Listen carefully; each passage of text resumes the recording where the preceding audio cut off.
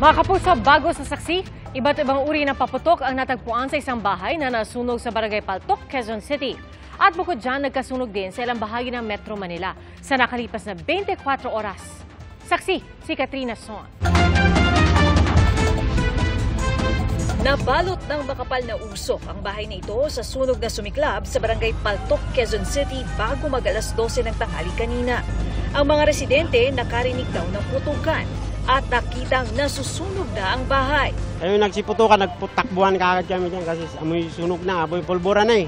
Sa pagkakaalam daw nila, walang nakatira sa bahay na ginawa ng imbakan. Ano lang po siya, tambakan ng mga paputok, yata ginawang tambakan ng paputok. Paano niyo po nalaman? Ay taga dito lang din po kami sa likod dyan.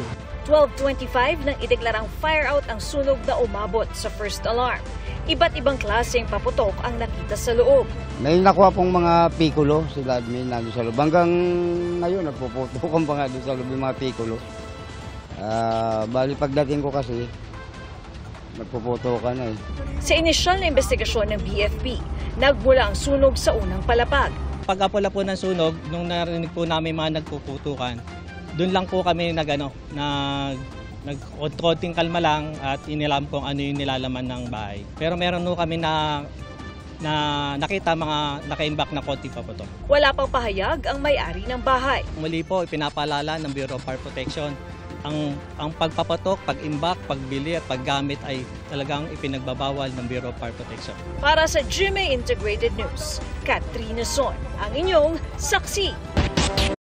Mga kapuso, maging una sa saksi. Mag-subscribe sa GMA Integrated News sa YouTube para sa iba't ibang balita.